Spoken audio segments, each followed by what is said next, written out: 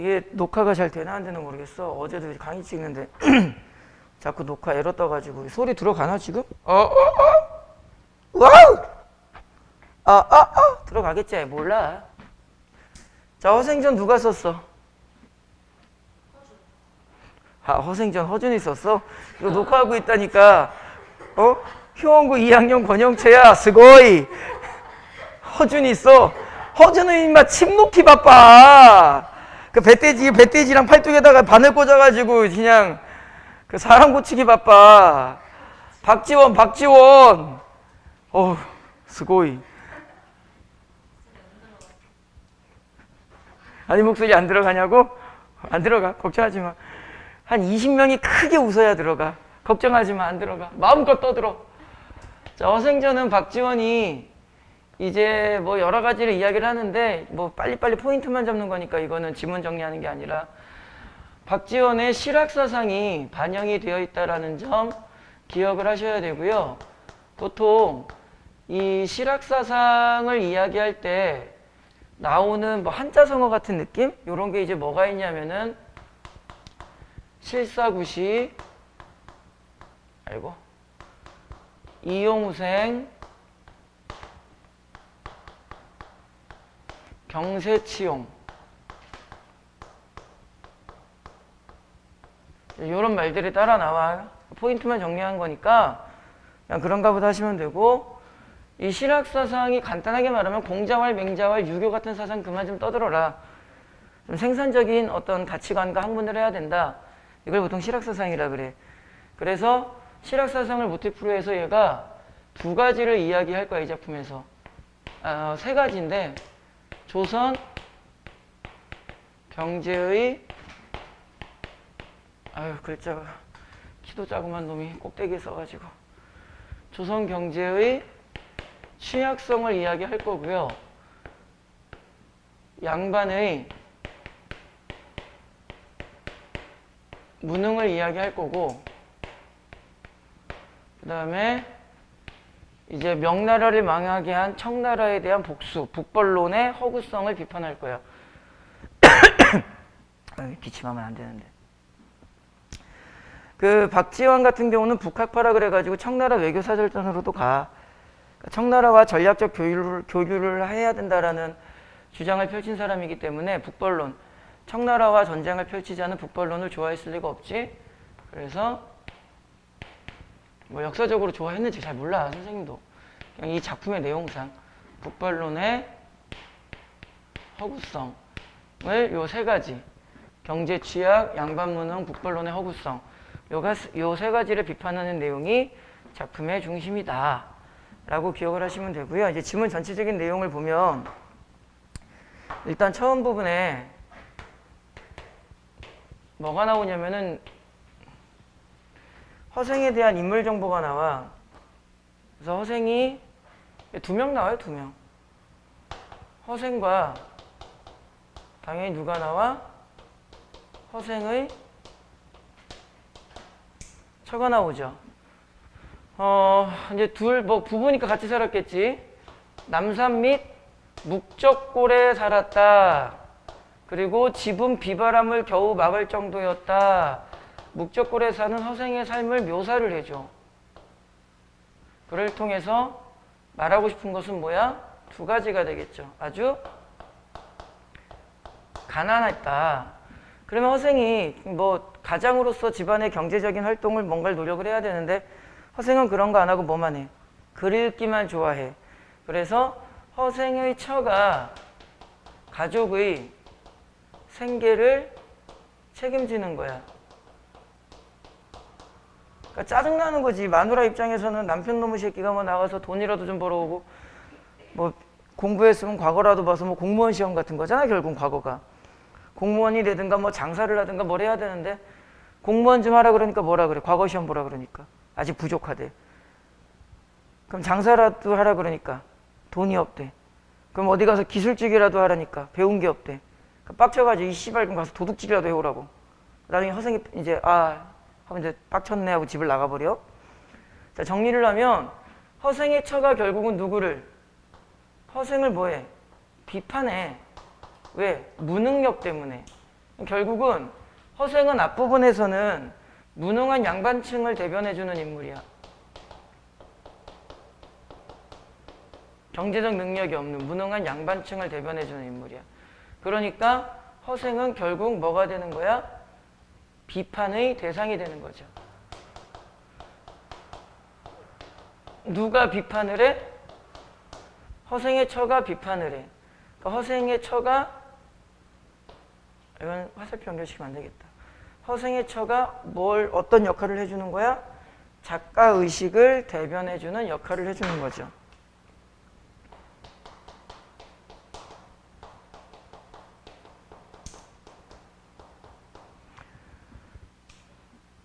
그럴 때 이제 허생이 나중에는 집을 나가죠. 이제 지문 한번 배우고 우리가 복습하는 거니까. 집을 나가서 변 씨에게 돈을 빌리죠. 그래서 변 씨에게 돈을 빌리고 이제 장사를 해서 여기에서 말한 이 세 가지를 허생을 중심으로 작가는 이야기를 펼쳐나가. 다시 말하면은 이후, 저는 이 처음 부분이 아닌 이후는 비판의 주체 역할을 한다. 다시 말하면 앞부분은 비판의 대상이지만 집을 나가서 허생의 행적을 통해서는 바로 이 허생이 무슨 역할을 하는 거다? 작가의식을 대변해주는 역할을 한다. 그래서 간단하게 정리하면 집을 나가기 전에는 허생의 처가 작가의식을 대변해주는 역할을 하지만 집을 나간 이후에는 허생이 작가의식을 대변해주는 거죠. 그래서 요건 잘 안 나오는데 비판의 대상에서 비판의 주체로 이렇게 변화가 되죠. 보통 이렇게 변화가 될 때 입체적 인물이라고 하는데 여기에서 이제 그런 말을 쓰진 않을 거야. 그냥 변화가 된다라는 점만 기억을 하면 되고요. 한자성어 같은 경우는 뭐 나온다 안 나온다를 우리가 기준점을 잡을 수가 없어. 그냥 보통 많이 거론되는 한자성어 있으니까 요 가난을 나타내는 한자성어가 이제 뭐가 되는 거야? 삼순 구식이 되는 거고 삼순, 초순, 중순, 하순 한 달, 삼순 구식 9번 먹어. 그 다음에 입에 풀칠을 한다. 여기 허생의 처 지문 읽으면 입에 풀칠을 한다 이러고 나와. 호구 지책이다. 한자성어는 그냥 참고를 알아두시면 되고요. 또 이 앞부분에서 우리가 한 가지만 더 정리를 하면 학문에 대한 공부라는 것, 학문에 대한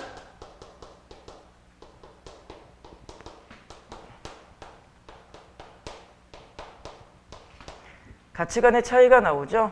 어떻게 나오냐면은 허생은 나는 아직 글 읽기가 익숙치 않소. 나는 더 공부를 해야 하오. 허생은 인격 수양의 목적이야. 인격 수양의 수단으로 학문이라는 것을 바라봐. 그러니까는 무능력한 거야. 실제 도움이 되지도 않는 학문하고 있는 거야. 그러니까 비판의 대상이 되는 거고. 그죠? 근데 허생의 처는 뭐라 그래? 과거 시험도 안 보면서 출세도 안 하면서 무슨 공부를 하냐? 얘는 출세 또는 실용적 삶을 위한 수단으로 봐. 그러니까 이게 사실은 이제 무슨 사상이랑 연결되는 거야? 실학사상이랑 연결되는 거야. 그렇지. 그러니까는 작가의식을 대변해주는 역할이 바로 허생의 처가 되겠지? 자, 여기 이제 처음 부분이야. 이렇게 나서 이제 마누라가 도둑질이라도 해오라고 갈등이 고조가 돼. 그러고 나니까 허생이 내가 10년을 공부하려고 그랬는데 이제 7년밖에 못했는데 이러고 일단 집을 나가. 자, 집을 나가서 누구를 만나? 누구 만나? 왜 조그맣게 얘기해? 네 목소리 안 들어온다고. 변씨 귀여운 척하지 마. 목소리 안 들어와. 스고이. 자, 변씨를 만납니다. 지울게요. 싹 지우고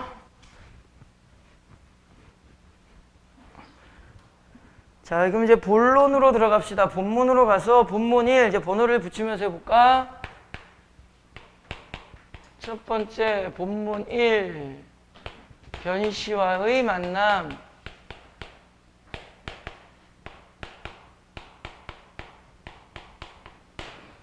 이제 허생은 맨날 공부만 해가지고 아는 사람이 있어 없어?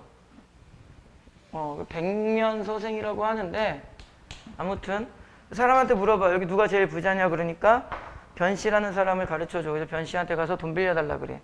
자, 그때 우리가 이제 정리해 볼 것 변씨에 대해서 알아봅시다. 변씨는 되게 부자야. 그죠? 조선 후기 자본주의 사회가 들어오면서 상인계층의 힘이 좀 세지기 시작을 하죠. 그런 애들을 보통 이제 공부를 하실 때 보면은 뭐라고 이야기를 해? 신흥, 새롭게 떠오르는 상인계층이야. 조선 후기입니다. 그리고 변씨한테 가서 내가 무엇을 좀 해보려고 하니 돈을 좀 빌려주시오 라고 이야기를 해. 그러니까 변씨가 뭐라 그래? 그러시오. 바로 빌려줘. 그러니까는 주변 사람들이 아니 저 거지 발세기 같은 새끼를 뭘 보고 돈을 빌려주냐 그래. 그러니까 변씨가 뭐라 그래? 그건 니네들이 알 바가 아니다. 대개 무언가를 빌리고 부탁하러 오는 사람은 막 어리버리되고 자화자찬하고 그 뭐 좀 비굴한 빛이 감돌지만 허생은 되게 당당하다. 뭔가 큰 인물일 거야. 내가 하면 저 사람을 시험해보고 싶어. 이렇게 돼. 그래서 변씨는 되게 호탕하고 대범한 인물이라고 이제 보통 분석을 하고요. 사람의 겉모습보다 그 내면적인 요소를 중시 여기면서 판단을 하는 거지. 이게 그 가족 주변 사람들과 차이가 있는 거야. 가족들은 외면을 중시해. 그래서 허생을 봤을 때 그지 같은 새끼라고 뭐 저런 새끼를 뭘 믿고 돈을 빌려주냐 그래. 근데 요 말을 좀 바꿔버리면 어떤 식으로도 말을 할 수가 있겠어. 아, 변씨는 사람의 내면을 중시하는구나. 다시 말하면은 그 사람을 보는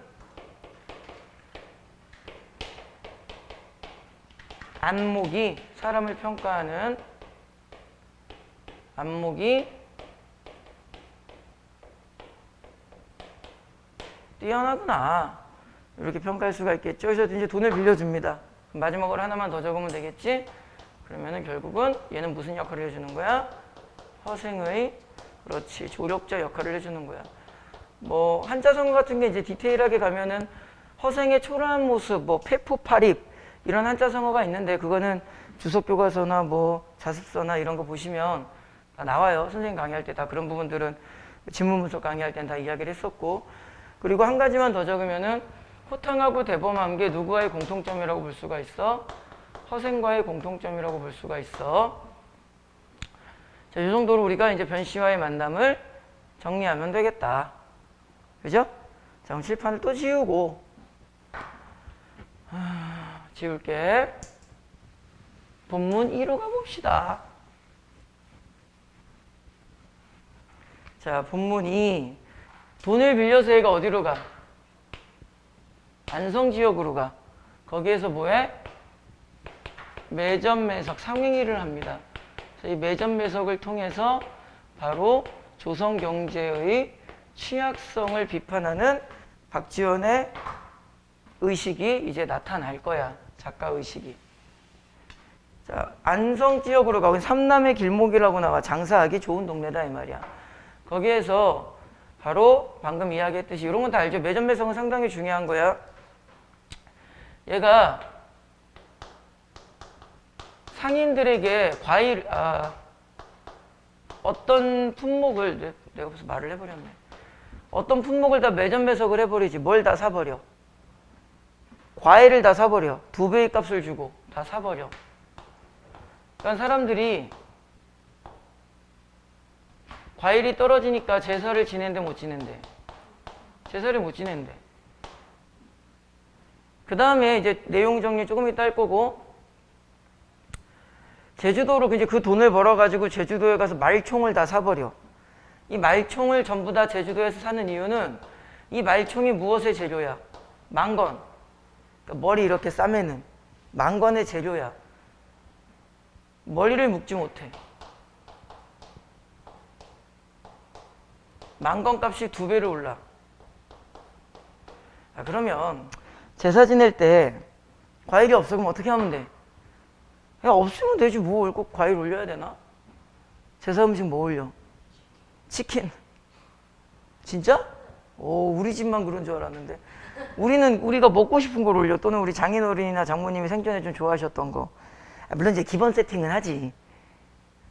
좀 제사 문화가, 이게 우리나라가 이렇게 전통 문화가 아니에요, 사실은. 이거 선생님도 정확하게 알진 못하는데, 이 제사 문화의 허위의식적인 요소가 일제시대 때 좀 강화가 된 걸 거라 아마? 정확한 건 아닌데. 아무튼 제사, 지금 과일 없이 지내면 되지. 뭐, 조상님이 오셔가지고, 아, 씨발, 사과 안 올렸어. 빡쳐 이러고 가시겠니? 사과 알러지 있으실지도 모르는데. 그리고 이 동네 과일 다 떨어지면 어떻게 하면 돼? 옆 동네 가서 사오면 되지.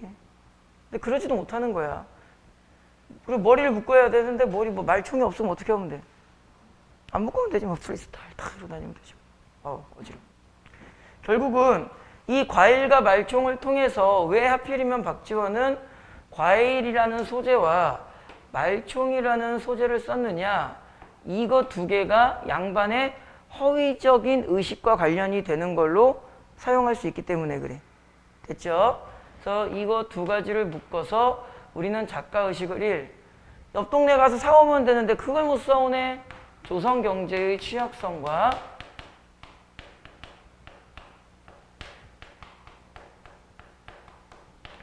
그 제사 그냥 지내면 될걸. 그 머리 못 묶으면 그냥 뭐 못 묶는 대로 지내면 될걸. 그걸 뭐 굳이 한다고. 양반의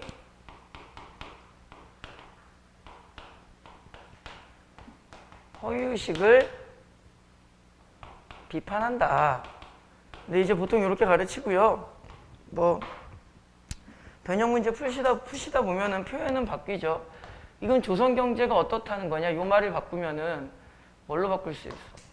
원시적 자급자족의 경제 구조다. 또는 뭐 유통 옆 동네에서 못 사오는 거야. 유통 구조의 취약이다. 뭐 이런 식으로 좀 같은 맥락의 다른 표현이 충분히 사용될 수도 있겠죠. 조심하셔야 되는 게 이제 매점매석을 해서 박지원이란다. 허생은 돈을 많이 벌어. 근데 나중에 그 변씨가 돈 어떻게 벌었냐고 이제 물어봐. 그럼 자기가 이제 매점매석을 해서 돈을 벌었다. 이렇게 얘기를 하는데 그때 우리가 조심하셔야 되는 게 허생은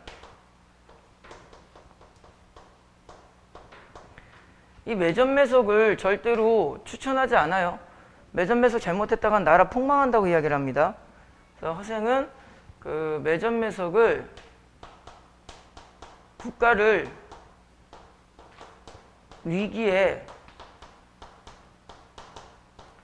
빠뜨릴 수 있음을 경계합니다.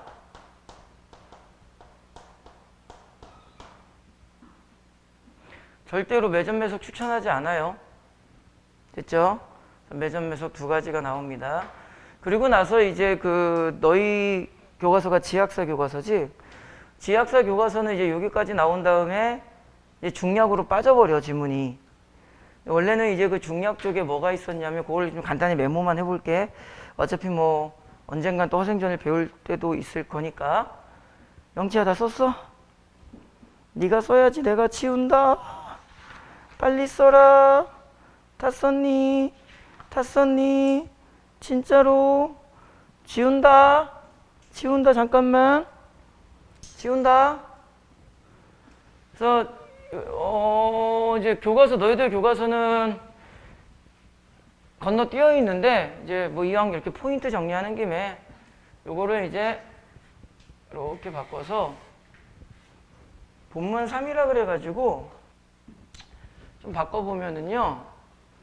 얘네들 그 허생이 빈섬 어떤 섬에 가서 자기가 꿈꾸는 이상국 건설을 시도합니다.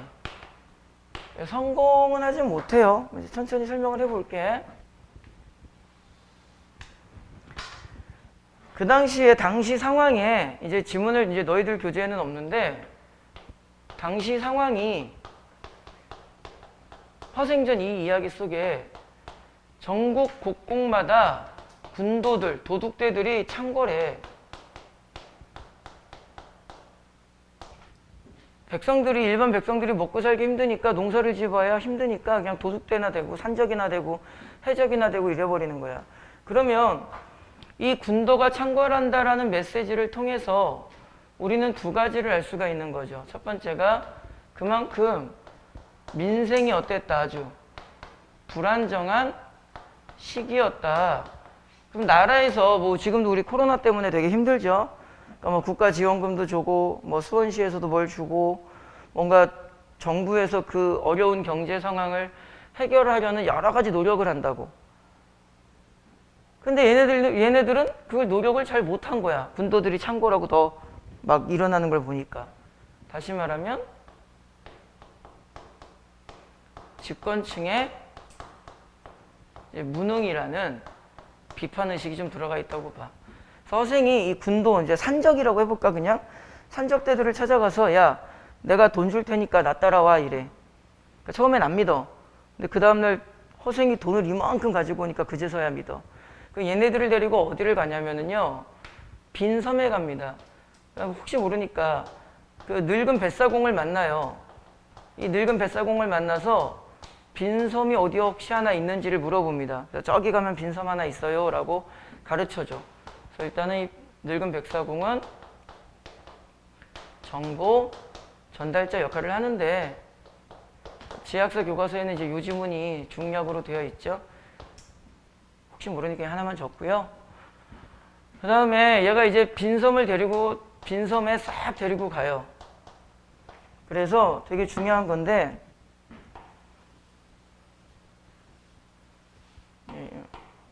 조금 이따 적을 거고, 얘가 빈섬에서 뭘 하냐면은 1. 사람들이 이제 이 군도들을 농사를 짓게 해. 그래서 농경 중심 사회를 구축해. 그리고 농사가 되게 잘 돼. 그러면은 그 이제 창고에 우리가 먹을 쌓아두고 남은 것은 일본의 어떤 속주로 속해 있는 어떤 섬 같은 데 가서 팔아. 해외 무역을 시도해.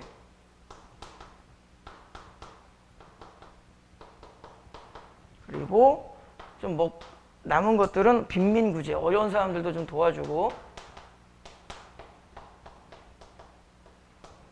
그 다음에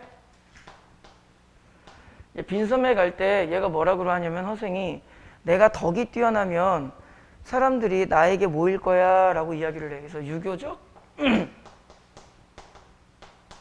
덕치주의를 기반으로 사회를 운영해. 그러다가 이제 마지막에 이렇게 쭉 열심히 한 다음에 뭐라고 하냐면은 빈섬을 떠나. 허생이 떠날 때 나의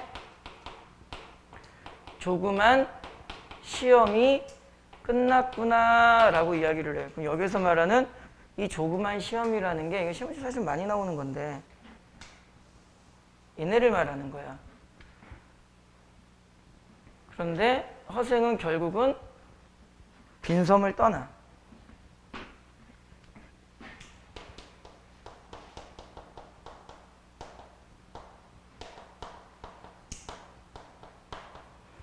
왜 떠나냐? 빈섬에는 이제 지문 그대로 보면 한계가 있어요.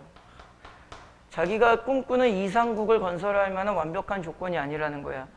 그 한계가 뭐냐면은 이제 중약 부분에 그 지문에 보면 나와. 그 땅이 너무 좁아. 자기는 좀 더 스케일이 큰데.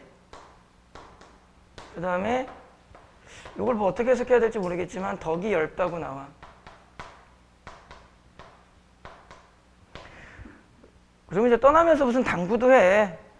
뭐 장유유서의 정신도 강조하고, 뭐 이제 덕치주의를 나타내는 한자성어 중에 덕불고 필유린 뭐 이런 말도 있고 한데, 그런 디테일한 것들은 나중에 좀 기회가 되면 좀 배우고, 지금 포인트 정리하는 거니까 그런 디테일한 거는 뺄게요. 그러니까 이 정도까지만 너희들이 좀 이해를 해주시면 됩니다. 됐죠? 중약 줄거리가 이제 원래 이 내용이 너희들 교재에 있어야 되는데 그게 없어가지고, 자, 요거를 또 다시 잠깐만. 요거를 또 다시 지우고, 뭐 디테일하게 설명하면은 한도 끝도 없이 설명할 수 있는데, 이제 누구한테 올 거냐면은, 이제 우리 교재에도 여기 없어. 그러니까 요거 하나만 더 적을게. 빈 본문사. 돈을 누구한테 빌렸니? 변씨한테 빌렸죠. 변씨와 제외합니다. 너희들 어차피 고3 되시면 이거 또 배울 수 있으니까 그냥 이왕 공부하는 거 조금만 더 해놓을게요. 변씨와 제외를 해서 얘가 뭐라 그러냐면은 내가 공부를 도중에 그만두고 당신에게 돈을 빌려 장사를 하는 게 부끄럽다 그래. 그러니까 돈을 이만큼 돌려줘. 그러니까 변씨는 이렇게 많이 주실 필요 없어요. 그냥 자기가 빌려준 돈에 조금의 이자만 주시면 돼요. 이렇게는 필요 없습니다 그래. 그러니까 허생이 뭐라 그러냐면은 나는 양반이다. 어떻게 물질이 나의 돌을 살찌울 수 있겠느냐. 내가 당신처럼 장사꾼으로 보이냐. 이렇게 얘기를 해. 그래서 이제 변씨와의 제외에서는 뭘 공부할 거냐면은요. 허생의 자기도 장사했으면서 그죠? 신분적, 계급적 한계 의식이 나타난 구절이 이제 뭐 지문을 보시면 나중에 알 텐데 첫 번째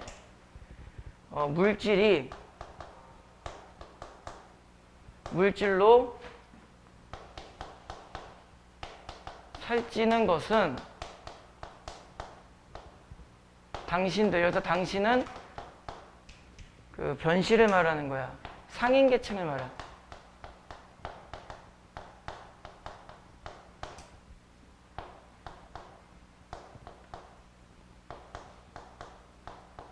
요것과 비슷한 구절이 나와요.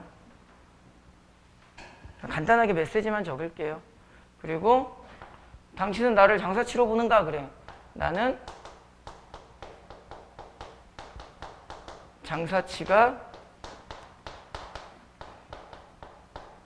아니다. 이렇게 이야기를 하는 지문을 읽으셔야 하는데 지금 지문 없이 선생님이 내용만 적어드리는 거라서 계급적 한계의식이 좀 나타난 구절이 있고요. 그리고 나서 하나만 더 적으면 물질, 재물에 대한 허생의 이중적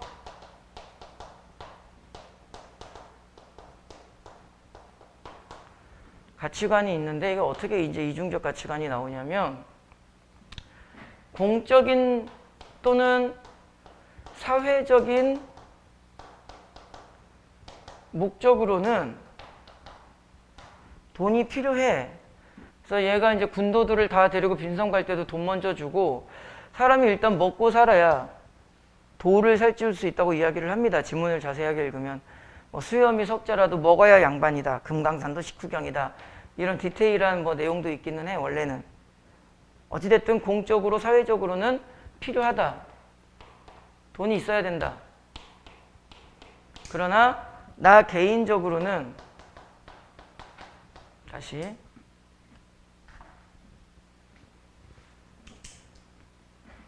사적으로는 나 개인적인 목적으로는 필요 없다. 그래서 필요 없다. 약간 안분지족 스타일. 예, 이야기를 합니다. 자, 여기까지가 이제 너희들 지학사 교과서에 생략된 부분을 좀 적은 거고요. 그 다음에 5번으로 바꿉시다, 이제. 5번. 필기 자리가 없어? 그럴 리가 없어. 어떻게 잘 써봐. 넌 할 수 있어! 화이팅! 이제 우리 교재로 오면은 변씨가 이제 잘 지내, 친하게 잘 지내다가 북벌론이 돼도 됐다. 그러니까 당신 같은 인재가 나라를 위해서 좀 일을 해야 될 거 아니냐 그랬는데 이제 허생은 뭐라 그러냐면은 조선사회는 썩어서 일하기 싫다고 이런 식으로 얘기를 해. 이제 그 얘기를 누구한테 해주냐면은 이완 장군, 실존 인물이다. 실존 인물인 이완 장군이랑 변씨랑 친한 거야. 그렇다고 이 소설이 실존 소설은 아니고. 그래서 이완 장군이 이제 인재 등용 차원에서 허생을 찾아와. 그러면서 이제 허생이랑 약간 갈등도 있고 이제 북벌론의 허구성이 비판되는 이야기가 나와. 그래서 제목 타이틀은 뭐 어떻게 붙이는 건 큰 의미가 없는데요. 이완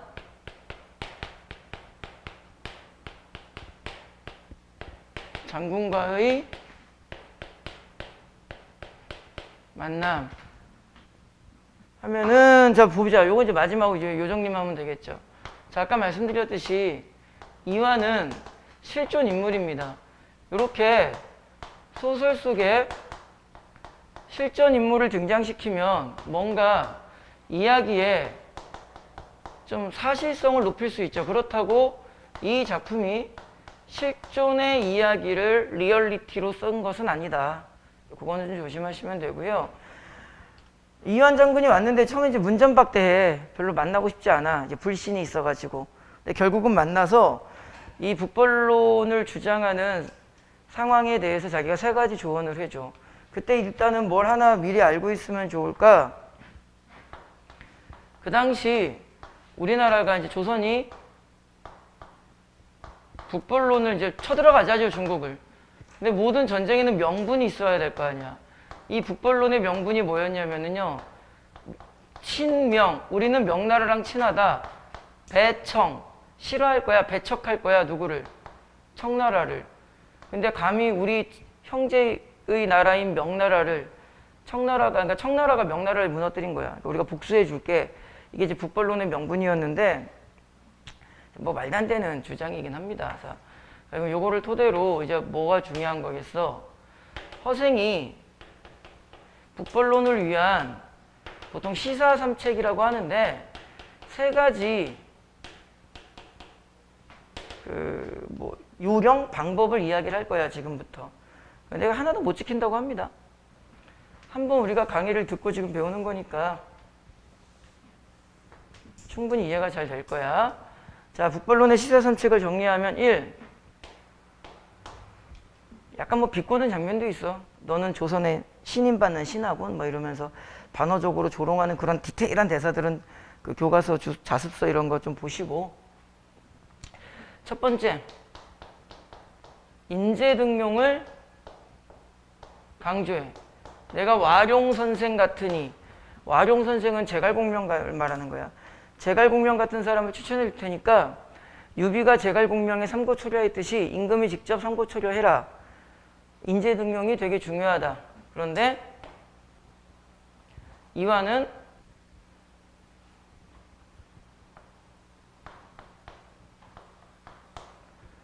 불가능하다고 이야기를 합니다. 그래서 2번째 방법을 가르쳐 달라 그래. 그때 허생이 뭐라 그래?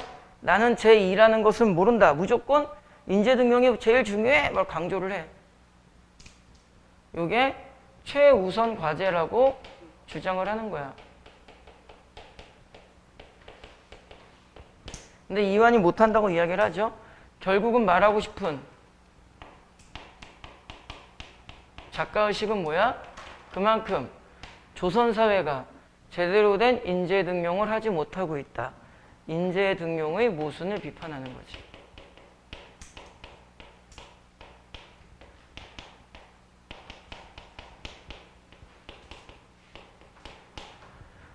이제 하도 쪼르니까 이제 2번째 얘기를 합니다. 아, 그래 이거 못해? 그러면 니네들이 친명 배청한다며. 명나라 애들이 이제 청나라한테 쫓겨가지고 우리나라에 이제 그 망명을 많이 와. 망명 온 명나라 자손들을 결혼을 시켜라. 누구랑? 종실의 자녀와, 종실의 자녀는 뭐 간단하게 말하면 국회의원 딸들 정도로 이해를 하면 돼. 종실의 자녀와 명나라, 지금 우리나라로 도망와 있는 명나라 후손을 혼인시켜라.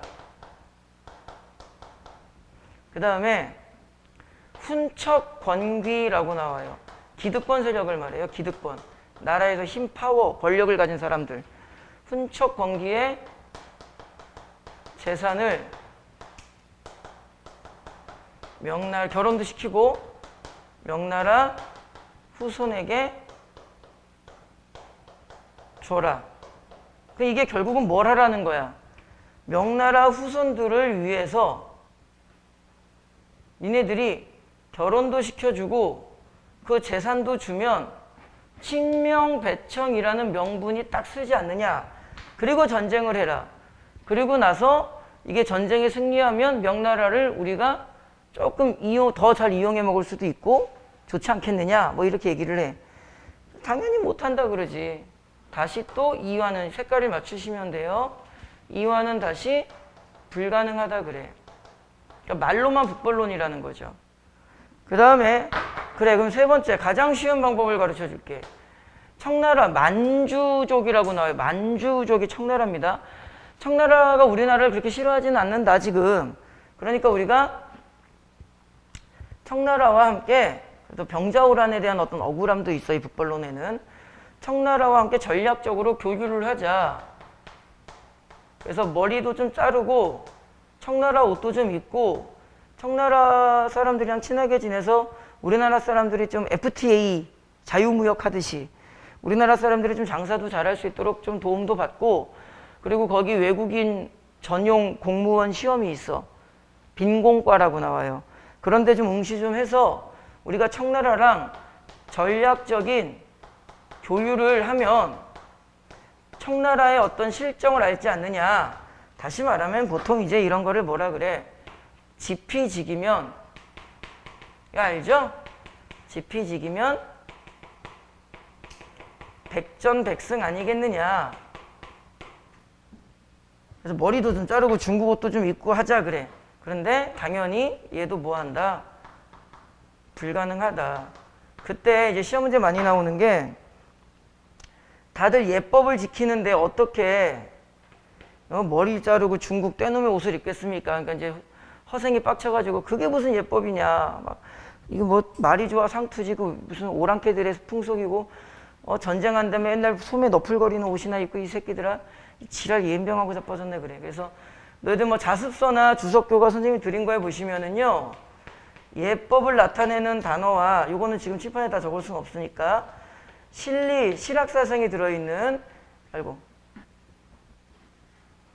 실리를 나타내는 단어를 선생님이랑 그 지문 분석할 때 유튜브 앞 강의에도 이거 올라가 있을 거야. 그죠? 기억나? 이렇게 우리가 세모 치고 동그라미 친 그 단어들 요거 있을 거야. 영채야 기억나? 뻥치시네? 진짜로? 안 나잖아. 나지? 요 단어는 좀 보세요. 결국은 그래서 여기서 말하는 건 뭐야? 뭐 하나 제대로 하지도 못하면서 말이 좋아 친명배청이지 친명배청 하지도 못하면서 전략적으로 교류할 생각도 없으면서 무슨 니네가 북벌론을 하냐 이 새끼들아. 북벌론의 허구성을 비판하는 거야. 그리고 나중에 이제 열받아가지고 너 같은 자는 칼로 찔러 죽여야 될 것이다 이러고 칼 들고 설치는데 이완 장군은 도망가고 그 다음날 다시 찾아가 보니까 그 허생은 간 곳이 없었다 이러고 나와. 그래서 하나만 더 적으면 마지막으로 여기다 적을게요 그냥. 결말 처리가 어떻게 돼? 애매하게 끝나죠. 허생은 간 곳이 없었다 이러고 끝나죠. 뭐 애매해. 열린 결말이라 그래요. 개방형 구조라고도 하고요. 열린 구조, 뭐 개방형 결말, 뭐 열린 결말, 뭐 같은 말이죠 다. 그 이유는 뭘까요? 내용이 너무 급진적이기 때문에 그래. 소설의 내용이